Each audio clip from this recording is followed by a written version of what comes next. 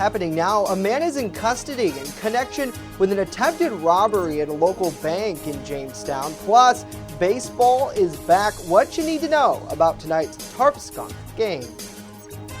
Well, after those showers and thunderstorms yesterday, we dry it out for today. Then it turns less humid for the weekend. We'll talk about it next as the News at Noon starts now. Live and on demand, this is WNY News Now. Police have made an arrest connected to the attempted theft of overnight deposits at a local bank in Jamestown. Thank you for joining us for WNY News Now. I'm Justin Gould. Jamestown police say 34-year-old Dakota Caitlin Back was taken into custody late yesterday afternoon. It's alleged that Caitlin Back installed a sticky device on the night deposit box at the Lakeshore Savings Bank in downtown Jamestown over the weekend. That device, detectives say, failed and no money was stolen. Police provided security video of the man who at the time was spotted with a female counterpart. Officers say that woman, who was not identified, won't be charged. Caitlin Back is charged, though, with larceny and criminal tampering. He was held pending arraignment. Now, an investigation into similar incidents involving two banks earlier this spring is continuing, and police say charges are expected. Jamestown Police Captain Robert Samuelson telling our Matt Hummel that detectives were able to recover several other devices that ended up being rat traps with string or wire attached. He says all those attempts were unsuccessful at their deposit boxes, and since deposit boxes are designed to let items in and not out. Samuelson also explains the uptick in recent crime is an unfortunate sign of the current drug epidemic here, where users are becoming more and more desperate to obtain funds for their drug habits. And police have identified the man who allegedly held a woman hostage during an hours-long standoff Tuesday night on the Cattaraugus Reservation in Collins. The suspect, 43-year-old Hiram Rivera, was taken into custody without incident just after 7 o'clock following the 3-hour standoff. The hostage released in good health. New York State Police say the situation started as a high-speed chase between a state trooper and Rivera, who was on the run after being accused of a home invasion Monday in Stockton. That chase ended after Rivera slammed his car into another, which started on fire. When he got out of his car, video shows him taking a passenger who was inside as a hostage. He dragged that woman into a wooded area near Versailles Plank Road. Police say he was armed with a handgun and a knife at the time. Rivera is charged with burglary, strangulation, and 2 counts of grand larceny for the attempted home invasion. He has not been charged yet for Tuesday's standoff. Police say he remains in Chautauqua County Jail without bail. An online event that's looking to boost fundraising efforts for nonprofit organizations in Chautauqua County is underway right now. WNY News Now's Christian Reithmiller with more on what the initiative hopes to accomplish. Christian. That's right, Justin. Known as the Give Big CHQ campaign, the Chautauqua Region Community Foundation and the Northern Chautauqua Community Foundation are teaming up to host this effort. Tori Ergang, the executive director of the Chautauqua Region Community Foundation, tells us there are 120 nonprofit organizations signed up and welcoming donors throughout midnight tonight. I would challenge anyone to not find a group or a cause that they care about. We have got everything from animal welfare, the environment, youth services, older adults, community engagement, economic development, entertainment. I mean, I can't even tell, historical organizations, libraries. I mean, it is, it's not about finding one, it's about how many can I afford to give to today. This year is the 4th year the event has taken place, which was designed to help nonprofit organizations that had previously struggled to set up online donor options. We wanted to create an opportunity for more people to be generous and, in our words, philanthropic.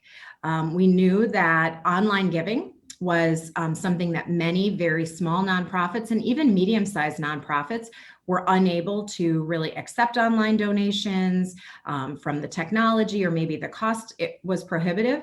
And so they were relying on more traditional giving, a check in an envelope with a stamp on it that came in the mail. During the pandemic, she says Give Big CHQ became even more important as many in-person events were called off. Last year, when Give Big became the central way that not-for-profits filled in the gap left by lost revenue from fundraising events that they just were unable to have. While there is no specific amount requested to donate, Give Big CHQ serves as a median platform where the foundations are able to create their own profiles. Many of the organizations have taken it upon themselves to set up certain amounts people can donate that pertain to actions within their organization. Some of them choose interesting amounts that relate to their work or their history, and some of them are connecting the giving levels to their service delivery. A certain amount can pay for a certain amount of services. So I would tell people, look through. You're going to find funny, you're going to find witty, you'll find heartfelt. There might be some trivia in there. So it's like an online shopping, except for charity. Those interested in finding an organization can go to givebigchq.org. In studio, I'm Christian Reithmiller, WNY News Now. All right, Christian, thank you. Again, that effort runs through midnight tonight. Certainly worth checking out. Well, for the first time in nearly 2 years, baseball is returning to Russell E. Dietrich Jr. Park here in Jamestown.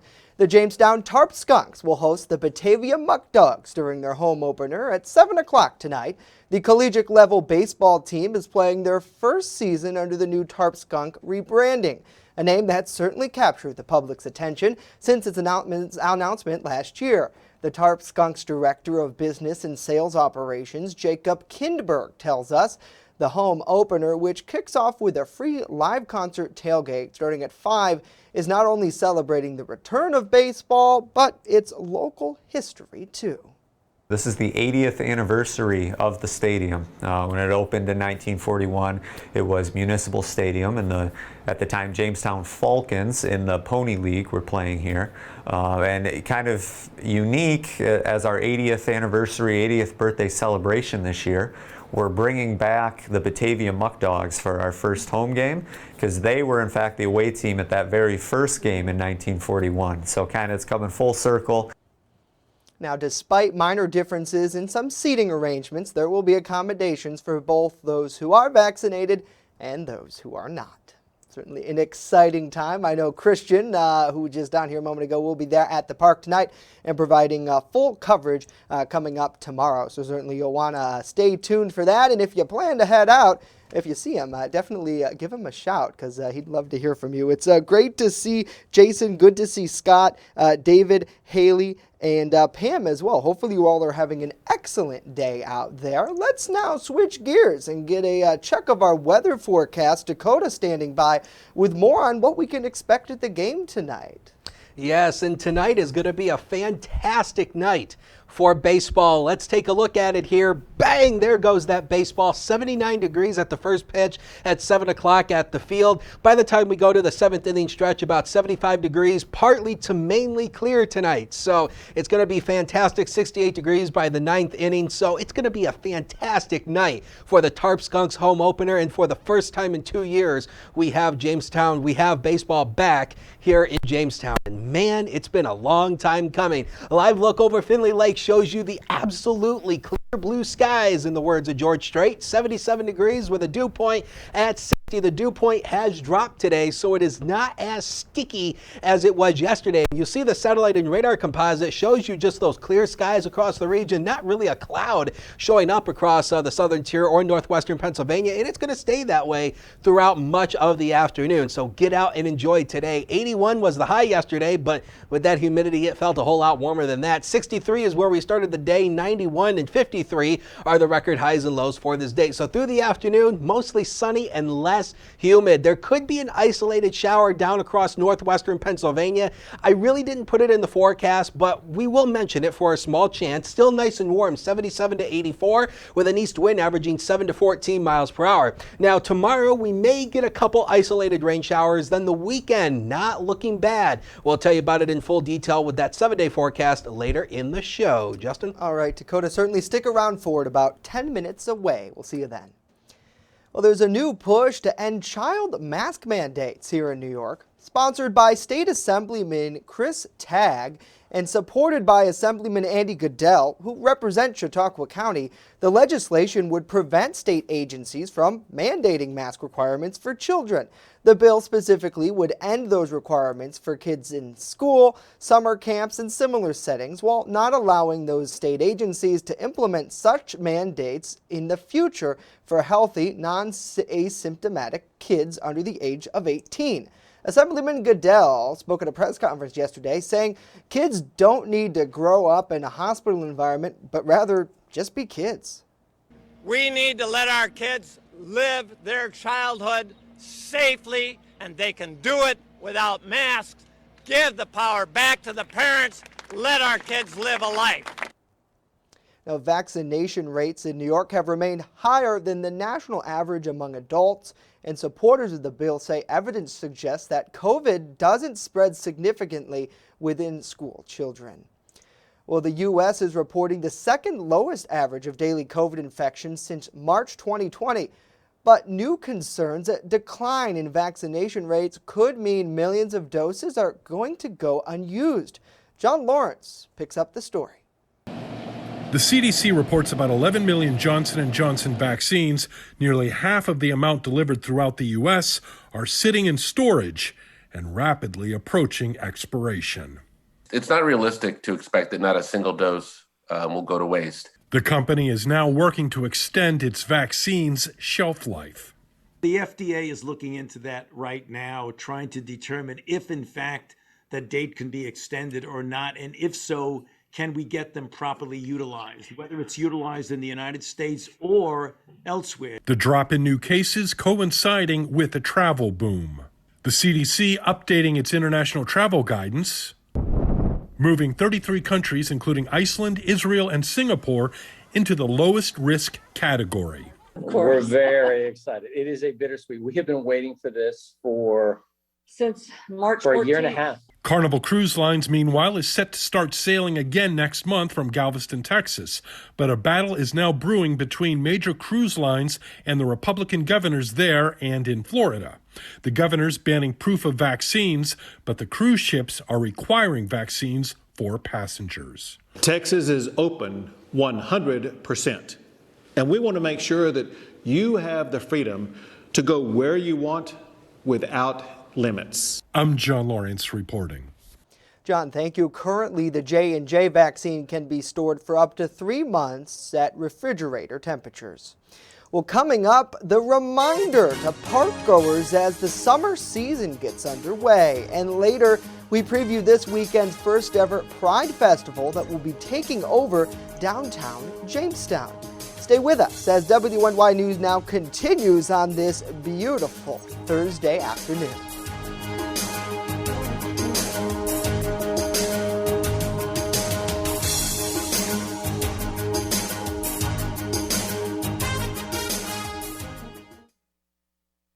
With coverage that matters, this is WNY News Now. EagleZip.com is your local one-stop shop for all of your home and business computer needs. Located on Fluvan Avenue Extension, just outside of Jamestown, EagleZip.com sells and services all brands of desktops and laptops, as well as servers and network equipment for your business. All new computer sales include transferring your data from your old computer plus a 2-year warranty. Call EagleZip.com today. Stop by EagleZip.com today and let us make computers easy for you. Honest John's has what you're looking for. When you want it good, we're gonna give you lots more. From freshly made subs to the best of pizza and wings, Honest John's has what you're looking for. And now 2 great locations, East 2nd Street and Fairmount Avenue. Order takeout or delivery today online at honestjohns.pizza. You're gonna get it good at Honest John's. Have the best summer ever with endless adventures at Girl Scout Summer Camp. Financial aid available, open to all girls. For more information, call or go to gswny.org. You're watching WNY News Now, where coverage comes first.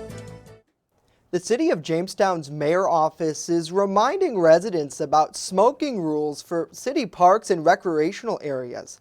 Local leaders say the area saw record high usage during the pandemic. While they want everybody to enjoy the natural spaces, sporting fields, and recreational spots, they say smoking is prohibited. Those caught smoking in a city park will be asked to leave. Well, a bill to expand testing for drinking water across New York has been approved by the state legislature. The state promised to fix the testing loophole for smaller communities following water contaminations back in Rensselaer County in 2015. This new bill will test for 40 emerging contaminants in drinking water in every municipality. A recent Siena College poll found that 64% of New Yorkers are really concerned about their water. Advocates say the number one way this helps New York is by letting them know what's in their water, and that every New Yorker should have the basic understanding of what's in the tap so they can make informed decisions about themselves and their families.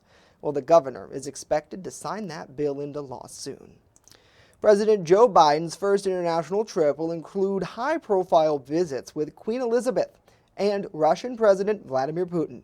He'll also have to give reassurance at two key summits that the U.S. partnership is a long-term relationship.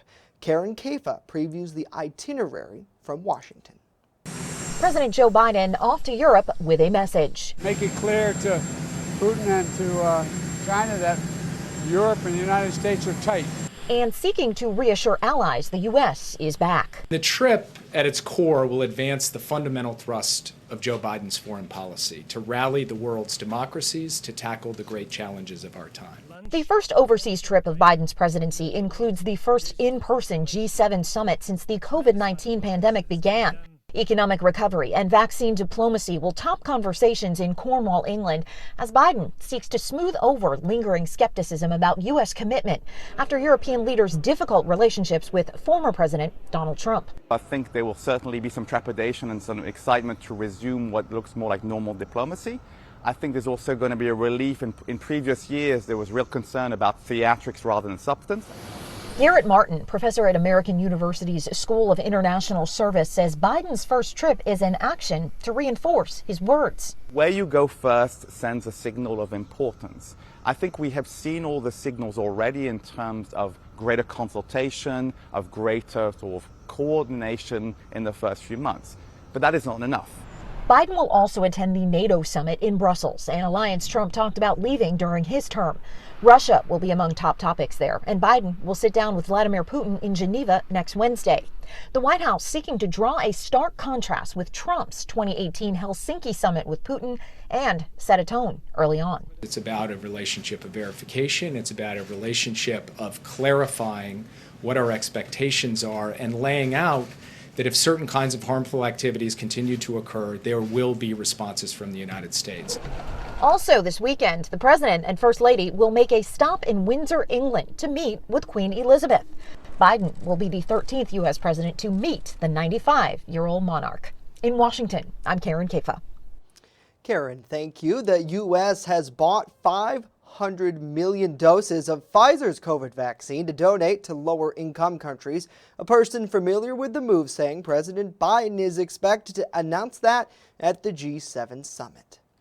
Well, some people in the Northern Hemisphere got to see one of nature's greatest shows this morning, a partial ring of fire solar eclipse. Take a look. This type of eclipse occurs when the moon passes between the Earth and Sun. In a ring of fire, the moon's distance from the Earth keeps it from blocking out the sun's light entirely. So when it passes in front of it, the star's rays are brightly visible around the edges. Only people in Greenland and parts of Russia and Canada got that full effect. The eclipse was visible on a smaller scale, though, where a fingernail-shaped shadow partially covered the sun from countries like the UK and Ireland. There will be a total eclipse of the sun coming up December 4th, but unfortunately it won't be visible in North America.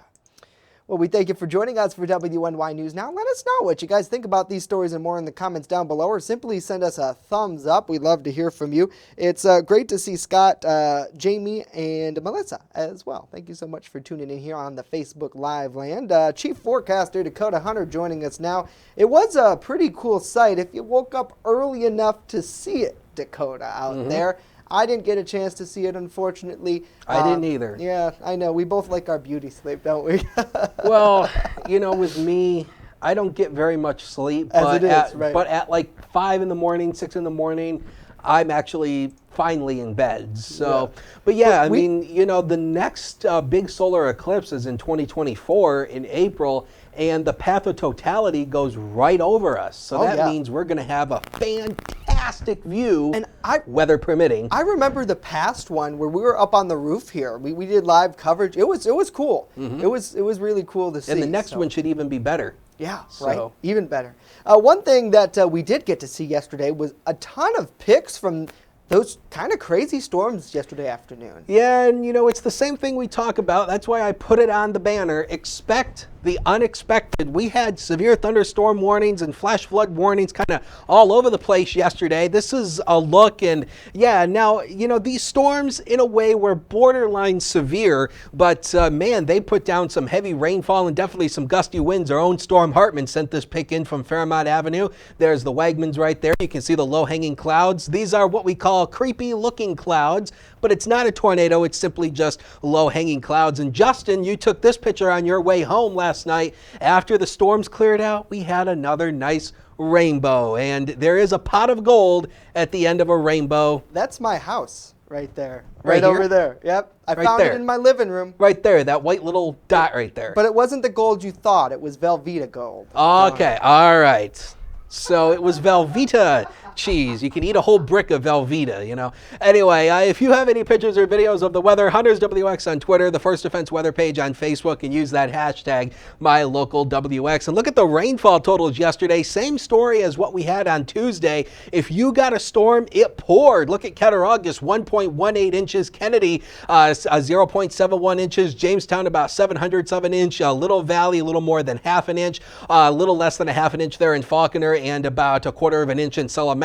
So you got the rain, and it's well-needed rain. We need it. We're still running below average for rainfall around here on the drought monitor. Live look downtown from the HD News Now cam shows you those clear blue skies. Got a pair of 7s as a noon hour. East wind to 13, wind gust to 20. So the wind is going to help you stay a little cooler today, but we still have a little bit of a heat index at 79 degrees with that humidity, but it is down a little bit from where it was yesterday. Now, if you don't like the heat and humidity, I've got good news for you. Looking toward the end of the month, we see a big cool down happening across much of the eastern U.S. So that means cooler than average temperatures across western New York, northwestern Pennsylvania, across much of the Northeast. So if you don't like the heat and humidity, just hang on. We'll get there. It'll be much cooler. Satellite and radar composite, nothing going on here locally, but look at all these flash flood warnings down in Mississippi. There are some parts of Mississippi and Arkansas that has received over 10 inches of rainfall. I mean, that's why all these flash flood warnings are in effect, and the rain continues down across the deep south. But look at Future Scan. It paints us dry. Not really a whole lot of clouds in the sky for today. A great night for the Tarp Skunks home opener, like we mentioned. Now tomorrow, we do see another influx of maybe a couple scattered showers, maybe a rogue thunderstorm popping up with a few more clouds popping in through the area. But all in all, it's not going to be a bad day. And then as we head into Saturday, you'll see the Pride Festival coming up Saturday. We still think it should be mainly dry, 68 degrees at 9 o'clock by the time we head to the afternoon, partly to mostly sunny. Got a pair of 7s, and by the time we go to 7 o'clock, we should be around 75. I've got the next 7 days of your life right here. 79 on Friday, 80 Saturday, 78 Sunday, maybe a couple afternoon showers or storms. We hail the sun on Monday, and look at the cool down as we head into mid next week. We'll take a break. Be right back.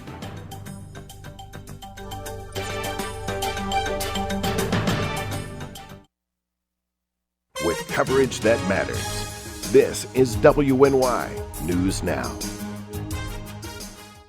Honorary Forest Ranger Betty White here, lending a hand to my dear friend Smokey Bear, because for years he's only said, only you can prevent wildfires.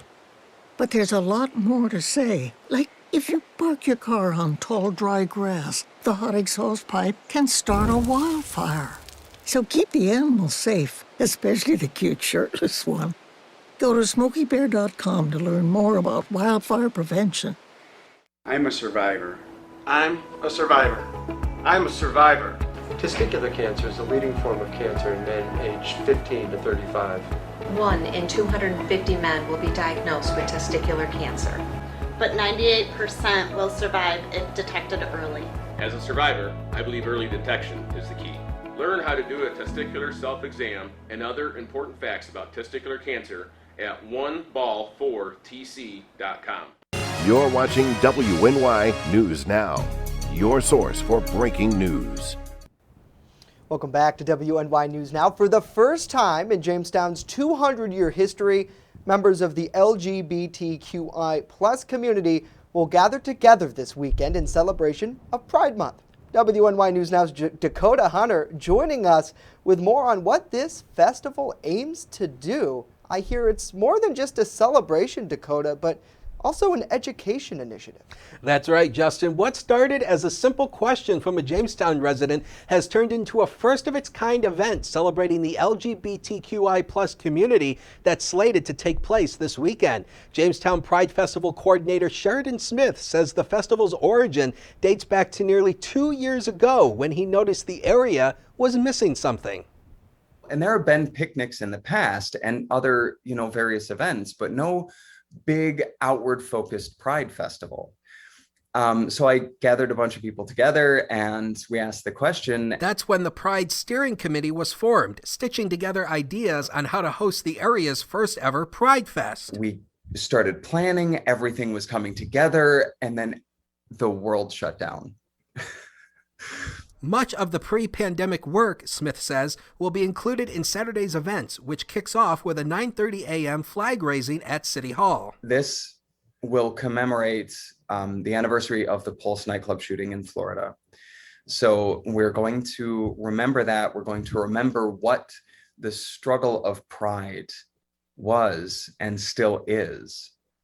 From there, the festival will get underway in the middle of downtown at the Jamestown Public Market along 3rd Street and the Winter Garden Plaza. During that time, those in the LGBTQI plus community will be working together to help foster the next generation of allies, something Smith says is an important element of the coming out process. There are still families that reject people. I have some family of choice because, there are people who will lose everything when they come out, and everyone when they come out. But more often now, you don't have to lose people. You just gain this community. And, the people that you love and have loved you before just become allies. As for what makes a good ally, part of it is as simple as listening.